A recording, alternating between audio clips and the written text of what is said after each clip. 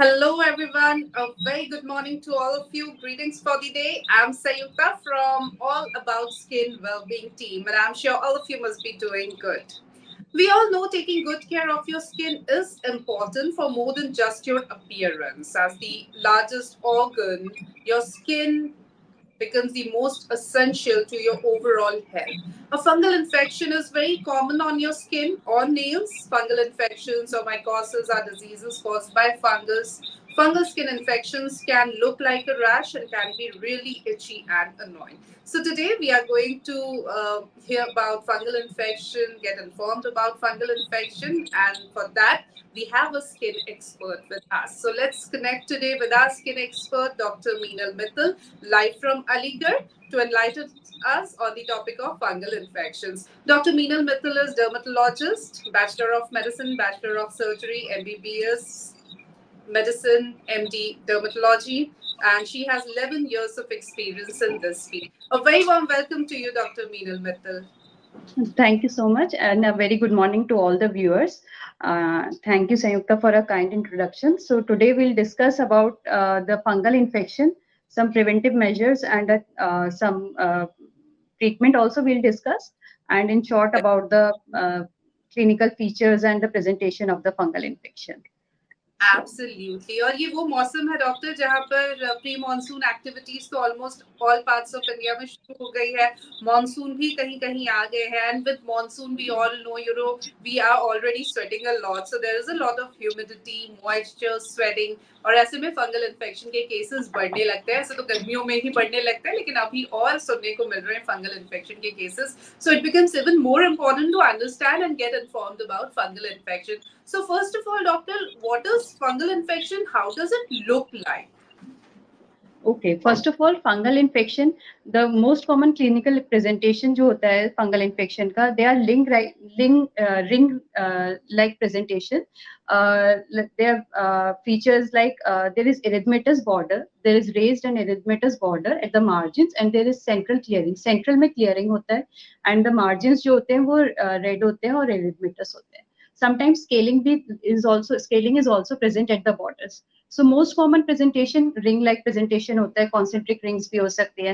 They are present all over can be present anywhere or over the body like over the in the folds of the skin like armpits like axilla and in the groin area over the abdomen anywhere it can be present. So there are different types of fungal infection. If the infection is all over the body, it is called tinea corporis.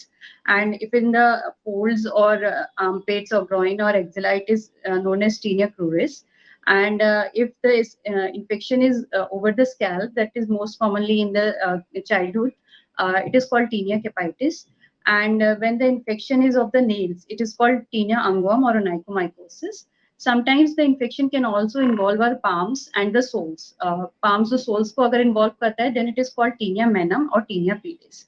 So there are various types of fungal infections according to the area of the body involved, and sometimes it also involves the face. The facial the rings are present over the face, so it is called tinea faciae. So these are the various kinds and the most common presentation in the ring form of tinea. Fair enough. And doctor, we would also like to understand, we always say, especially in medical field, that prevention is always better than cure. So preventive strategy क्या हो सकती है? How can we prevent having fungal infections?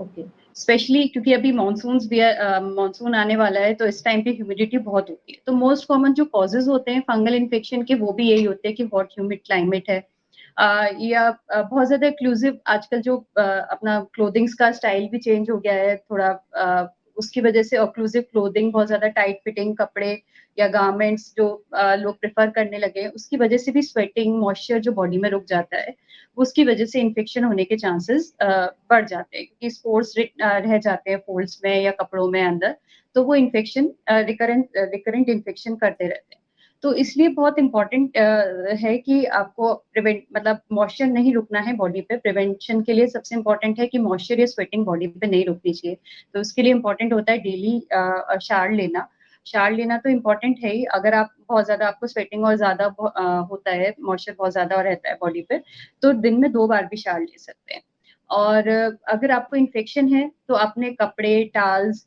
Pillows, combs सबसे मतलब separate रखने हैं। Daily जो clothes हैं डेली वॉश करना है, प्रॉपर डिटर्जेंट से, सोप से उसको वॉश करना है। एंड सोप्स अपना सेपरेट रखना है, प्लस एंटी फंगल सोप्स भी आप यूज कर सकते हैं। और ओवर क्राउडिंग की वजह से भी, कभी कभी ओवर क्राउडिंग की वजह से वर्क प्लेसेस पे या फैमिलीज में ओवर क्राउडिंग की वजह से भी इन्फेक्शन जो है स्प्रेड होता रहता है। तो रिकरेंस को प्रिवेंट करने के लिए भी इम्पॉर्टेंट है कि अपने जो बिलोंगिंग्स हैं वो अपना सेपरेट रखें, स्पेशली बच्चों से अलग रखें। अगर बड़ों को किसी को इन्फेक्शन है तो बच्चों से थोड़ा सेपरेट रखें। फुटवेयर्स, ओपन फुटवेयर्स भी पहन सकते हैं, जिससे कि जो फिंगर वेब स्पेसेस और टो वेब स्पेसेस होती हैं तो उनके बीच में मॉइस्चर की वजह से जो इन्फेक्शन होता है वो उसको हम प्रिवेंट कर सकते हैं। बिल्कुल, तो ये बात हुई प्रिवेंटिव स्ट्रैटेजी की। आपने ये भी मेंशन किया डॉक्टर कि कई बार घर में अगर किसी को है तो उससे देयर आर चांसेस कि दूसरे मेंबर्स को हो सके। Now when we are in a family, when we are living together, we are in a controlled environment, तो ऐसे में हम प्रिवेंटिव मेजर्स यहाँ पे फॉलो भी कर सकते हैं। अगर एक मेंबर को है, because there are chances that it will get spread to others as well, what should be the strategy that the fellow members should go for? Keep your clothes, towels, pillows, and combs separate from other members of the family. अगर जिनको भी infection है, they should keep their belongings separate from the other members. They should wash their clothes separately in a bucket, separate from the clothes of other members of the family, and should take complete treatment from a doctor or consult a dermatologist. Should take a complete treatment and कभी कभी क्या होता है कि treatment हमने start कर लिया, उसके बाद हम सोचते हैं कि अभी तो आराम आ गया तो फिर आगे ट्रीटमेंट करने की जरूरत नहीं है, तो ट्रीटमेंट इनकम्प्लीट रह जाता है। 5 days 6 days मेडिसिन लिया, उसके बाद में छोड़ दिया, तो उससे रिकरेंस के भी चांसेस होते हैं। प्लस हम ये सोचते हैं कि हम ठीक हो गए तो हमें अब स्प्रेड होने के चांसेस नहीं है, तो वो बाकी लोगों के साथ को स्प्रेड करने का ज्यादा चांसेस होता है, क्योंकि हमें लगता है कि हम ठीक हो गए, हमने इनकम्प्लीट मेडिसिन लेके छोड़ दिया, तो वो स्प्रेड होने के चांसेस ज्यादा होते हैं। So it is very important to take complete treatment and adequate treatment from a doctor, and plus the preventive measures that we can do are separate washing of clothes, separate your belongings and bed sheets and clothes and pillows, and wear open footwears, wear loose clothings like breathable clothings of breathable fabric, जिनमें sweating और moisture नहीं रुकता है, पसीना नमी उनमें नहीं रुकती है। टाइट क्लोथिंग्स नहीं यूज करने हैं, और इस तरह से this is how we can prevent from other members of the family from getting infected.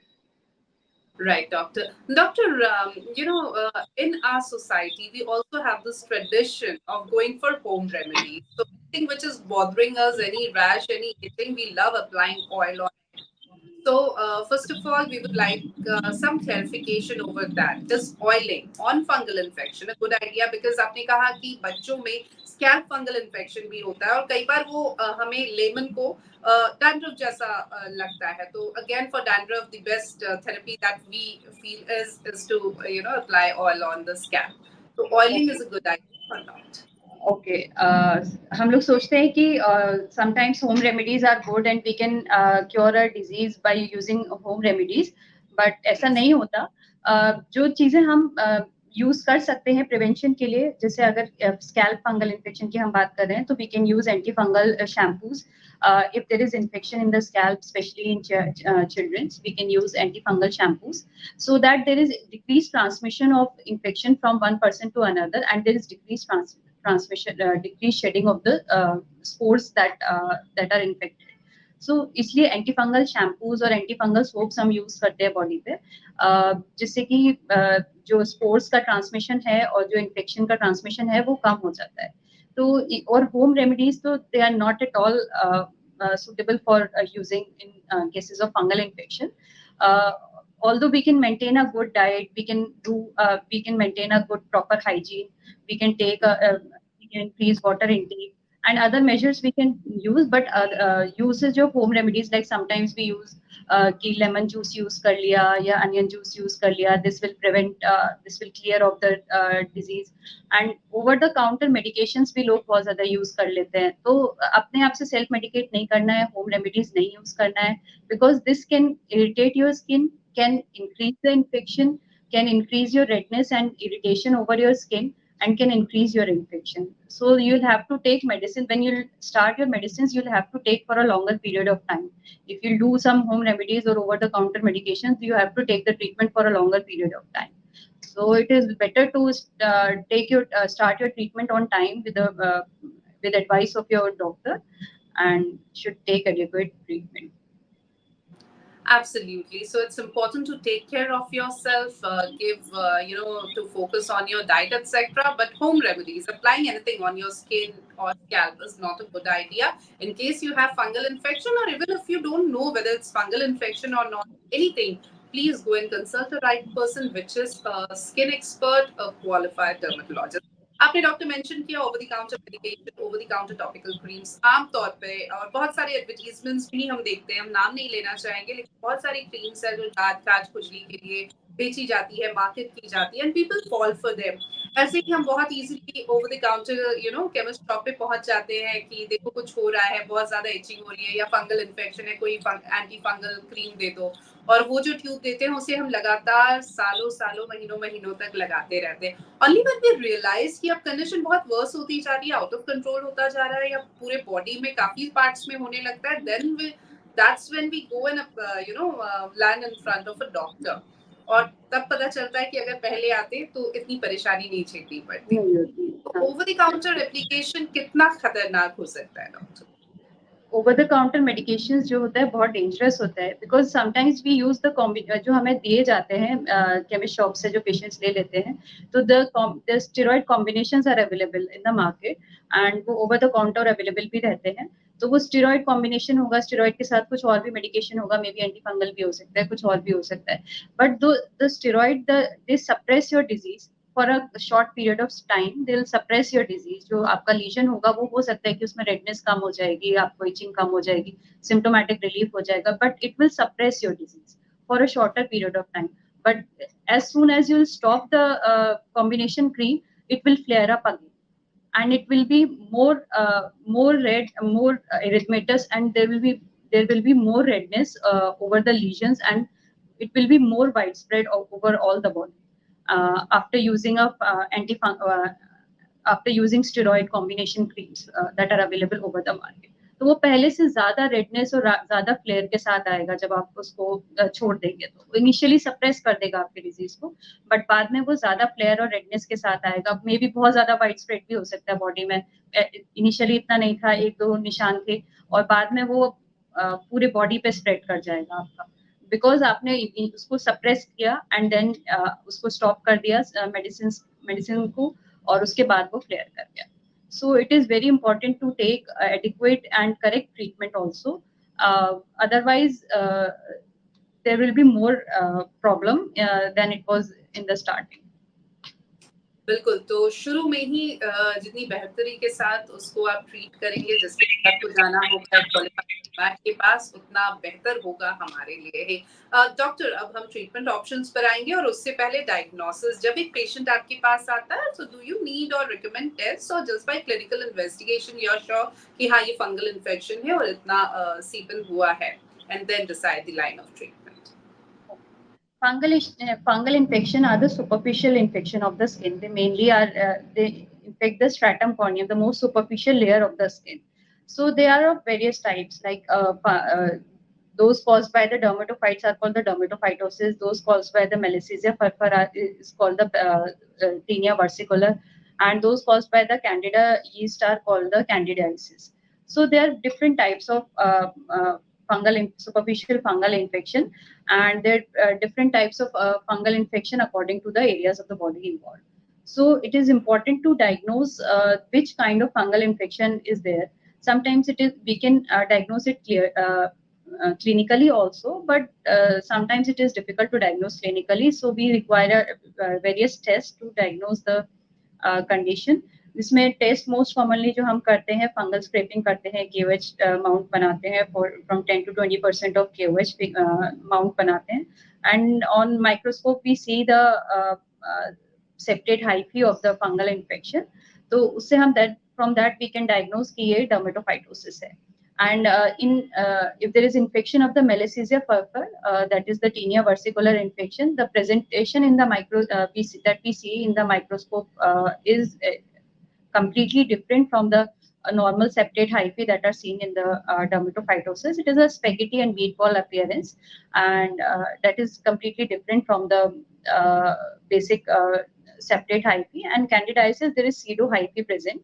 They are not septate, but they are pseudohyphae present in the microscopic examination. And जो other test होते हैं जो उसमें other than KOH हम Wood's lamp examination कर सकते हैं, dermoscopy कर सकते हैं. तो there are various test available जिससे हम उसको डायग्नोज कर सकते हैं कि which type of fungal infection the patient is having, that we can diagnose. Right. And what are the treatment options available, doctor? Okay, the treatment options, there are various kinds, there are various antifungals that are available, and there's a complete classification of the antifungals. There are various fungicidal agents like the brysopulvin or the itraconazole, and these are the fungistatic agent, and some fungicidal agents like terbinafine is also there. And it is important to know about the treatment, the classification of antifungals, because sometimes in pregnancy, in lactation, it is important to change the drug. In other conditions like in diabetes, in immunosuppressed patients, there are different treatments available in different conditions. Sometimes patients also think कि एक ही treatment होता है कि एक ही treatment चला लो सारी conditions पे, but it is not like that. आपको डॉक्टर, इसलिए आपको डॉक्टर के पास जाना जरूरी होता है, because there are various treatments available. Like anti fungals में जो होते हैं उसमें इमिडाजोल्स होते हैं, ट्राइजोल्स होते हैं. इमिडाजोल्स होते हैं उसमें कीटोकोनाजोल और क्लोट्राइमेजोल होता है. ट्राइजोल्स होते हैं उसमें एट्रोकोनाजोल, फ्लूकोनाजोल होता है, जो मोस्टली सिस्टमिक ड्रग्स में दिए जाते हैं. Clotrimazole is mostly given in topicals, and ketoconazole भी हम oral and topical both we can give. And other some allylamines drugs are also available, which are like terbinafine and neptefine. These are allylamine drugs. And some other antifungals are like grysopulvin, benzoic acid. These are the other antifungals that can be used. These are the various antifungals that can be used for the treatment of fungal infection. Right. But what is more important is to go to a qualified dermatologist, have these symptoms, and then get the treatment and complete the treatment. Trusting your doctor is equally important. Doctor, you also mentioned in between that it is important to complete the treatment and not go for over-the-counter medication, क्योंकि कई बार उससे fungal recurrence के जो chances है, fungal infection recurrence के, वो बढ़ जाते हैं. और दूसरा, कई बार बॉडी रेजिस्टेंट भी हो जाती है, तो कई दवाइयां काम करना ही बंद कर देती हैं जब हम बहुत ज्यादा एक्सपेरिमेंट करते हैं. इस पर हम चाहेंगे, जो बार बार फंगल इन्फेक्शन का होना और लोग इससे बहुत ज्यादा परेशान रहते हैं, इस पर हम चाहेंगे आप थोड़ी और बात करें. रिकरेंस के चांसेस अभी हम लोग देखते हैं, पहले जब था आज से 7 to 8 years back, fungal infection का जो ट्रीटमेंट था कि हाँ 1 to 2 weeks के लिए डोज दी जाती थी एंटी फंगल्स की, तो पेशेंट को 80 to 90% रिलीफ आ जाता था. अभी क्या है कि आप 1 month 2 months तक भी ट्रीटमेंट चलता है, तो पेशेंट को इतना सेटिस्फैक्टरी रिस्पॉन्स नहीं होता. The most common cause of this resistance and recurrence of the fungal infection, जो inadequate और over the counter medications patients use करते हैं, इनएडिक्वेट ट्रीटमेंट कि पेशेंट ने खुद से लेके एंटी फंगल्स भी खा लिए, इनएडिक्वेट डोज में खाए, उन्हें नहीं पता किस डोज में खाना है, they took inadequate dose of the anti fungals that are used, but it was inadequate और वो प्रोलॉन्ग पीरियड के लिए खाए जा रहे हैं उसको, तो उसकी वजह से मे बी थोड़ा रिलीफ आ रहा है, बट वो कंप्लीट रिलीफ भी नहीं आ रहा है, और एक इनएडिक्वेट डोज जो जा रही है उसकी वजह से रेजिस्टेंस भी आ रहा है. रेजिस्टेंस जब आता है तो मोस्ट जो ट्रीटमेंट है वो भी प्रोलॉन्ग ड्यूरेशन के लिए, जब आप एडिक्वेट ट्रीटमेंट, जब आप प्रॉपर ट्रीटमेंट स्टार्ट करोगे तो वो आपको प्रोलॉन्ग ड्यूरेशन के लिए लेना होगा, साथ ही में उसकी वजह से रेजिस्टेंस भी आएगा. और जब आप इनएडिक्वेट ट्रीटमेंट ले रहे होते हो तो जो फैमिली मेंबर्स होते हैं या आपके जो भी क्लोज लोग होते हैं, उन लोगों को इन्फेक्शन स्प्रेड करने के भी चांसेस ज्यादा होते हैं, क्योंकि हमें लग रहा होता है कि हम तो ट्रीटमेंट ले रहे हैं, हमें कोई इन्फेक्शन हमारा क्लीन हो रहा है, बट वो इन्फेक्शन क्लीन नहीं हो रहा होता है. सब ऑप्टिमल डोजेस की वजह से वो इन्फेक्शन अभी स्प्रेड कर रहा होता है, ट्रांसमिशन उतना हाई होता है. तो इसलिए रिकरेंस और रेजिस्टेंस की वजह से जो मोस्ट कॉमन कॉज है रिकरेंस का और रेजिस्टेंस का वो है इनएडिक्वेट और सब ऑप्टिमल डोजेज जो ड्रग्स की और ओवर द काउंटर जो स्टेरॉइड कॉम्बिनेशंस भी पेशेंट यूज कर लेते हैं, तो उसकी वजह से सप्रेस, जैसे हमने डिस्कस किया था कि सप्रेस हो जाता है इन्फेक्शन, हमें लगता है ठीक हो गया, बट वो इन्फेक्शन ठीक नहीं हुआ होता, कुछ टाइम के बाद जैसे हमने स्टॉप किया ट्रीटमेंट वो फिर से फ्लेयर करके आता है और वो और ज्यादा प्रॉब्लम क्रिएट करता है। बिल्कुल, तो इसीलिए सबसे पहले तो अगर इन्फेक्शन है तो सबसे पहले एक डॉक्टर को दिखाना है, over the counter medication, self medication में नहीं जाना है और ट्रीटमेंट कंप्लीट करना है। जैसा डॉक्टर ने बोला है वो फॉलो करना है, ये बहुत ज़रूरी है, वरना बार-बार फंगल इन्फेक्शन के चांसेस बहुत ज़्यादा बढ़ जाते हैं। डॉक्टर, प्रेगनेंसी में फंगल इन्फेक्शन अगर हो, उस पर भी हम बात करना चाहेंगे, because we know that we can't prescribe anything for a pregnant woman or a lactating mother. कई बार lactating mothers में breast के नीचे वाले हिस्से में कई बार फंगल इन्फेक्शन होता है, तो ऐसे में वो क्या करें? प्रेगनेंसी के दौरान अगर हो गया है तो क्या करें? Mostly pregnancy and in lactation जो हम प्रिस्क्राइब करते हैं मोस्टली टॉपिकल्स भी give, topical medications we can give safely in pregnancy and lactation. If the infection is severe infection है, थोड़ा ज्यादा है, patient को discomfort ज्यादा है और problem ज्यादा हो रही है, तो after first trimester we can give some in pregnancy after first trimester we can give some oral medications for a shorter period of time. And in lactation also we can give oral medication if there is severe infection.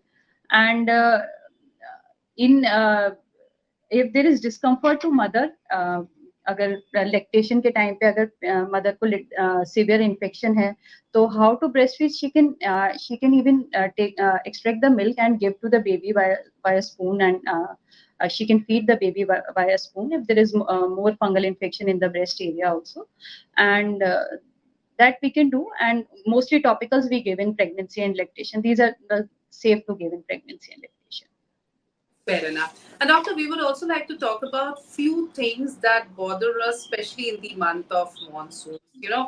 कपड़े नहीं सूखते हैं या जूते गीले रहते हैं, office में गए, बारिश हुई, जूते गीले हो गए, मोजे गीले हो गए और ऐसे में फंगल इन्फेक्शन बहुत ज्यादा बढ़ जाता है। तो क्या चीजें हमें ध्यान में रखनी है कि हम अवॉइड कर सके फंगल इन्फेक्शन? So monsoon में especially it is important to वैसे भी and especially in monsoons also it is important to wash your clothes with proper detergent and separately wash your clothes if you have infection, and sun dry your clothes. It is important to sun dry your clothes, and you can even iron your clothes before using them, before re-wearing them. You can iron your clothes, and you can give a gap of 24 to 48 hours before using your clothes again after washing them. And उससे ये है कि जो आपने कभी ऐसे भी होता है कि बहुत बार क्या होता है, हमने वॉश किए क्लोथ्स लेकिन अंदर से कभी-कभी जो क्रीसेस होती है वहाँ स्पोर्स कुछ-कुछ रिटेन हो जाते हैं। So it is important to clean the clothes from inside also. जो क्रीसेस होती है उनको क्लीन करना बहुत इंपॉर्टेंट होता है और सन ड्राई करना बहुत इंपॉर्टेंट होता है। You can iron your the clothes from the inside, जो क्रीसेस होती है वहां से आयरन कर दो, उसके बाद में you can use your clothes after washing.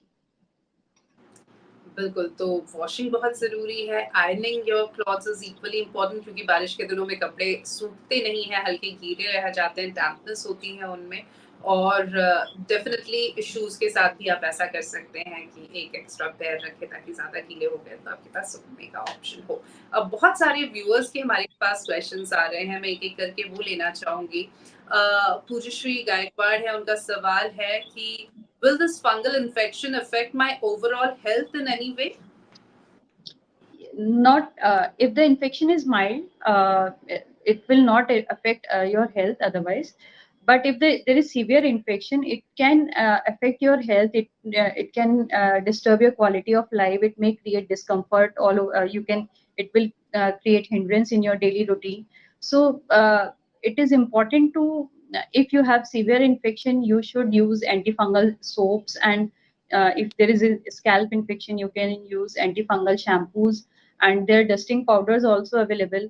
You can use them in the groin or the folds of the body, जो inflammatory folds या axillary folds या groin areas और gluteal folds होते हैं, तो वहाँ सब हम जगह उन सब जगह पे जहाँ भी थोड़ा moisture और sweat retain होता है उस जगह पे we can use dusting powders also, and regular we can use antifungal soaps for bathing also. So all these things along with the complete treatment will decrease chances of discomfort. तो जो भी discomfort तो definitely हो सकता है, otherwise quality of life थोड़े affect हो सकती है अगर सीवियर इन्फेक्शन है तो। बिल्कुल। कुछ और सवाल मैं ले लेना चाहूंगी। आकांक्षा पुरी है, उनका सवाल है how long will the last. और कई बार लोग पूछते हैं डॉक्टर की क्या कंप्लीट क्योर है फंगल इन्फेक्शन का? हाँ, डेफिनेटली फंगल इन्फेक्शन का कंप्लीट क्योर अवेलेबल है। आपको मेडिसिन स्टार्ट करके और कंप्लीट ट्रीटमेंट लेना है according to doctor's advice. You should not stop your treatment in between कि 2 वीक्स कर लिया, 3 वीक्स कर लिया, स्टॉप कर दिया। कंप्लीट ट्रीटमेंट, कॉम्बिनेशन ट्रीटमेंट जो भी डॉक्टर ने आपको एडवाइस करा है, oral topical, you should take your treatment completely and definitely there is a cure available for fungal infection. Okay. और ये जो सवाल आकांक्षा पुरी का था, how long will the treatment last? Treatment can vary, the duration can vary from 3 to 6 weeks. May extend, if there is severe infection, may extend up to 8 weeks also, but minimum 3 to 6 weeks treatment you have to take. Doctor, nail fungal infection पे भी हम थोड़ी बात करना चाहेंगे। Risk factor क्या है? कौन लोग हैं जिन्हें होने के चांसेस ज्यादा होते हैं? प्रिवेंशन कैसे करें और हो जाए तो क्या करना है? नेल इन्फेक्शन जो नेल प्लेट और नेल बेड का इन्फेक्शन होता है, तो मोस्ट कॉमनली क्या होता है जब जैसे फीमेल्स होती हैं, they are doing wet work या और कोई भी जो वेट वर्क मतलब हाउस होल्ड वर्क या आपको गीला पानी का काम ज्यादा रहता है, तो उसकी वजह से जो नेल फोल्ड्स होते हैं हमारे जो साइड्स में यहाँ से नेल फोल्ड से वाटर के कॉन्टैक्ट की वजह से या स्पोर्स जो होते हैं वो एंटर कर जाते हैं, they will infect a nail bed and the nail plate. So there are different types of nail fungal infection or the tinea angom or onychomycosis. जो डिस्टल और लेटरल डिस्टल नेल फोल्ड को involve कर रहा है, that is distal or lateral superficial onychomycosis. There is proximal onychomycosis also, and sometimes the infection only involves the superficial nail plate, that is called the superficial white onychomycosis. And if there is infection of the nail plate and the nail bed is spared, it is called endonyx type of onychomycosis. तो most common cause जो होता है वो wait work की वजह से, detergent soaps की वजह से जो हमारे नेल फोल्ड से अंदर एंटर कर जाते हैं, उसकी वजह से इन्फेक्शन कभी कभी जब यहाँ पर रेडनेस होता है, इन्फ्लेमेशन होता है, तो उसकी वजह से सुपर इम्पोज बैक्टीरियल इन्फेक्शन भी हो सकता है। बैक्टीरियल इन्फेक्शन लाइक क्रोनिक पेरोनाइकिया भी हो सकता है, तो जिसमें स्वेलिंग हो जाती है। कई बार हमने देखा होगा कि नेल इन्फेक्शन तो हो रहा है ना, नेल इन्फेक्शन जो व्हाइटनेस है नेल प्लेट पर आ रही है और साथ में जो फोल्ड्स हैं वहाँ रेडनेस है, स्वेलिंग है, बहुत ज्यादा स्वेलिंग हो गई है जो फिंगर है, तो वो मोस्टली तब होता है जब आपको बैक्टीरियल इन्फेक्शन भी सुपर इम्पोज बैक्टीरियल इन्फेक्शन भी होता है नेल फोल्ड्स में। तो उसको प्रिवेंट करने के लिए इट इज इम्पोर्टेंट कि आप अगर ओनाइकोमाइकोसिस है तो उसके लिए भी ट्रीटमेंट लेना है, एंटी फंगस जो भी रिक्वायर्ड है वो सब आप डॉक्टर की एडवाइस से ले सकते हैं।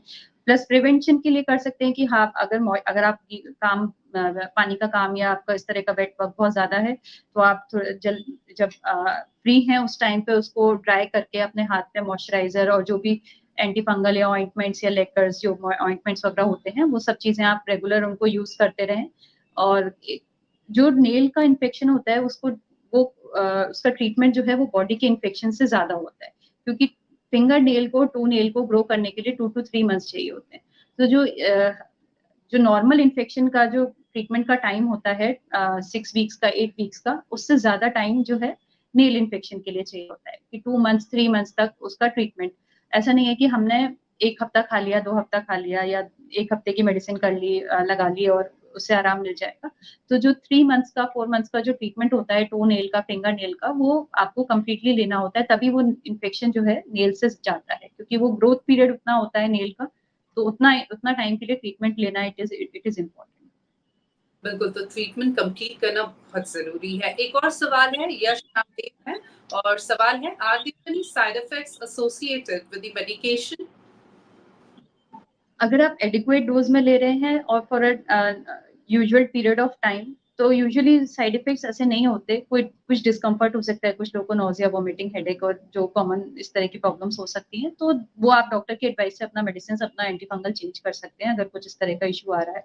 बट लॉन्ग पीरियड में अगर मेडिसिन चल रही हैं, तो अगर डॉक्टर के गाइडेंस में चल रही है तो नॉर्मली कोई साइड इफेक्ट्स नहीं होते हैं। बट हाँ, अगर आप अपने से मेडिकेशंस ले रहे हैं फॉर कि आप कुछ लोग होते हैं कि 4 मंथ्स के लिए 6 मंथ्स के लिए खुद से ट्रीटमेंट चल रहा है, इनएडिक्वेट डोज में भी ले रहे हैं, but they are taking anti fungal itraconazole वगैरह चल रहा है 6 मंथ तक 5 मंथ से, then there can be side effects also, तो इसलिए खुद से तो नहीं करना है. In that case there can be side effects of the antifungal medications, Right. but not very severe that case. जी, एक और सवाल है हमारे का दीपक सक्सेना है. सवाल है, what are the signs and symptoms of a recurrence? Okay. For a recurrence, sometimes there's recurrence का क्या होता है कि एक बार इन्फेक्शन क्लियर हो गया ना, then there is their recurrence can be of 2 types. एक तो होता है कि एक बार इन्फेक्शन completely क्लियर हो गया, then there are new rings developing over your body or any other area.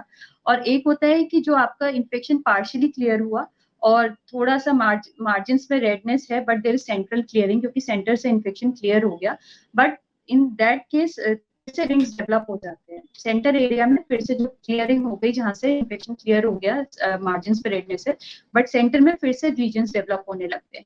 तो वो भी रिकरेंस होता है कि आपका पहले सेंटर से क्लियर हो गया था, बट फिर से there rings developing in the centre area, तो वो भी एक तरह से रिकरेंस होता है. और रिकरेंस ये भी होता है कि आपका कंप्लीटली क्योर हो गया, एक बार आपने इनएडिक्वेट ट्रीटमेंट से आपका ठीक तो हो गया, लीजन्स चले गए, लेकिन वो कुछ टाइम के बाद 2 वीक्स के बाद 3 वीक्स के बाद देयर इज रिकरेंस, नए लीजन्स डेवलप हो रहे हैं, भी उस एरिया में भी डेवलप हो सकते हैं और किसी और एरिया में भी डेवलप हो सकते हैं. तो emergence of new lesions is the most common sign of recurrence in cases of fungal infection.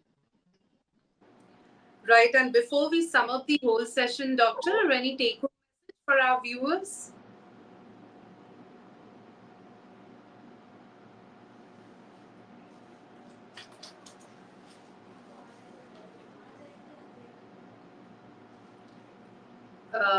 Hello doctor.